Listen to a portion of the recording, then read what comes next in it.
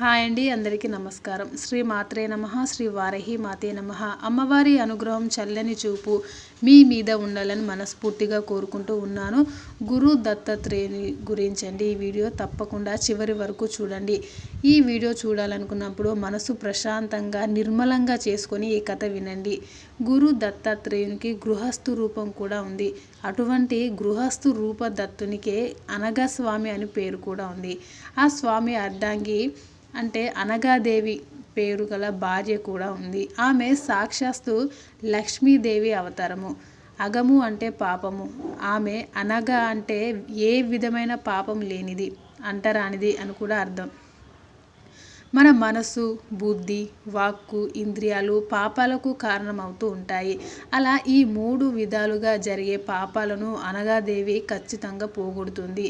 అందుకే అనగాదేవి ఉపాసన సకల పాపాలను హరింపజేస్తుందని శాస్త్రాల్లో కూడా చెబుతున్నారు. అనగాదేవిలో శ్రీ రాజరాజేశ్వరి మాత, మహాలక్ష్మి, మహాకాళి, మహాసరస్వతి లక్షణాలు నిండుగా ఉంటాయి. అనగా స్వామిలో బ్రహ్మ, రుద్ర, విష్ణు లక్షణాలు ఉంటాయి. అనగడు విష్ణు స్వరూపుడు, అనగాదేవి లక్ష్మీదేవి స్వరూపము. ఈ దంపతులు ఇద్దరు నిత్యము తాపోమయమైన జీవనం గడుపుతూ భక్తులకు తత్వజ్ఞానాన్ని అనుగ్రహించే అతి ప్రాచీన ఆది దంపతులుగా ఉన్నారు. వారికే అష్టసిద్ధులు అనిమ, లగిమ, ప్రాప్తి, ప్రాకామ్యం, ఈశిత్వం, వశిత్వం, కామవాసాయిత, మహిమ అనే పుత్రులై అవతరించారు. అనగాదేవి యోగేశ్వరి, జగన్నాథ యోగం నందు ప్రీతి కలది. గృహం, పతి, పత్ని, పుత్రులను అనుగ్రహిస్తూ ఉంటుంది. వంశవృద్ధిని కలిగిస్తుంది. సమస్త కోరికలను సిద్ధింపజేస్తుంది. కవితా శక్తిని, కళలను కూడా మనకు ఇస్తూనే ఉంటుంది. ఈమెకి మధుమతి అనే పేరు కూడా కలదు. ఈమె అనగాస్వామి భూమధ్య నుండి ఉద్భవించింది. దత్తాత్రేయుడు అనగను వామభాగముగా ధరించి ఉన్న శక్తి స్వరూపము కూడా. అనగాదేవి యోగశక్తి తాలూకు ప్రకాశ స్వరూపంగా ఉపాసకులుగా భావిస్తూ ఉంటారు. అనగా ఉపాసన ద్వారా సిద్ధి పదాన్ని చేరుకున్న ఉపాసకులు ఎందరో ఉన్నారు. కవితా శక్తి, కళలను ఈ తల్లి వరంగా అనుగ్రహిస్తుంది. అనగాదేవి యోగేశ్వరి, జగన్నాథ. ఈమెకు మధుమతి అనే పేరు కూడా ఉంది. అనగను ధరించిన స్వామి అనగముడు, అతడే దత్తాత్రేయుడు. అనగాదేవిని స్మరిస్తూ చేసే వ్రతం అనగాష్టమి వ్రతంగా అత్యంత ప్రసిద్ధి పొందింది. మార్గశిర బహుళ అష్టమి ఈ వ్రతానికి అత్యంత ముఖ్యమైన రోజు. సాధారణ మాసాలలో బహుళ అష్టమి, గురు, శుక్రవారాల్లో కూడా ఈ వ్రతాన్ని చేసుకోవచ్చు. ఈ సంవత్సరం మార్గశీర్ష మాస కృష్ణపక్ష అష్టమి రోజున ఈ వ్రతం చేయడం చాలా మంచిది.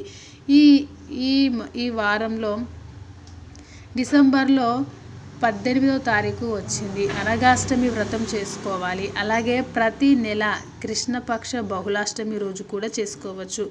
ఈ వ్రతం ప్రతి సంవత్సరం చేసుకునే వారికి 3 రకముల పాపములను కలిగిపోతాయని భక్తుల నమ్మకం.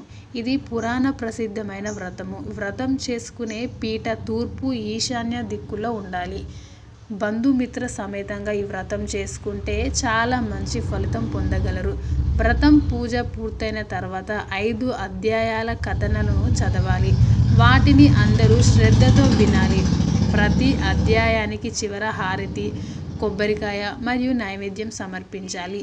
స్వామివారికి నైవేద్యంగా వివిధ ఫలాలు, పంచకర్జాయం అర్పించవచ్చు. మహా నైవేద్యం అంటే ఎవరు ఏదైతే తింటారో అదే మహా నైవేద్యం కూడా సమర్పించవచ్చు.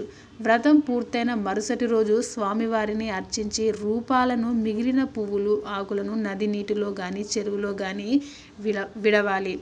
శ్రీ పాదాలు వారి తమ భక్తులను ఈ వ్రతం ఆచరించవలసిందిగా చెప్పారు. శ్రీ పాదుల వారు అంటే గురు, శుక్ర, పాడ్యమి రోజులలో కూడా చేసుకోవచ్చు. తమ భక్తులను ఈ వ్రతం ఆచరించవలసిందిగా చెప్పారట.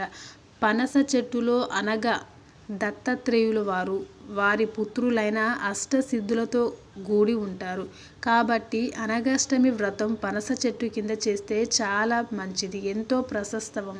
పంచకర్జాయ ప్రసాదం తయారీ విధానం. కావలసిన పదార్థాలు ఏమిటి అంటే 1 ఎండు కొబ్బరి, 2 శొంఠి, 3-4 పిప్పళ్ళు, 4 మోడి పుల్లలు, 5 వాము, 6 దంచిన బెల్లం. తయారు చేసే విధానం ఎలా అంటే, ముందుగా పిప్పళ్ళు, మోడి పుల్లలు, వాము ఈ 3 ఆయుర్వేద కిరాణా షాప్లో కూడా ఖచ్చితంగా దొరుకుతాయి. అవి సన్నటి సెగ మీద కొద్దిగా వేయించాలి. తర్వాత చల్లారబెట్టాలి. తర్వాత మిక్సీలో కానీ రోటిలో కానీ వేసి మెత్తగా పొడి చేసుకోవాలి. ఎండు కొబ్బరిని చిన్న చిన్న ముక్కలుగా చేయాలి. ఈ ముక్కలని తర్వాత మిక్సీలో కానీ కూడా పట్టుకోవచ్చు. రోటిలో కానీ వేసి మెత్తగా పొడి కూడా చేసుకోవచ్చు. అలాగే శొంఠిని చిన్న చిన్న ముక్కలుగా చేయాలి. ఈ ముక్కలని తర్వాతి మిక్సీలో కానీ రోటిలో కానీ వేసి మెత్తగా పొడి చేసుకోవచ్చు. బెల్లాన్ని దంచి పొడి చేసుకోవాలి. ఆఖరిగా తయారు చేసుకున్న 3 రకాల పొడులను దంచిన బెల్లంలో వేసి కలపాలి. ఇలా తయారైన దాన్నే పంచకజ్జాయ ప్రసాదం అంటారు.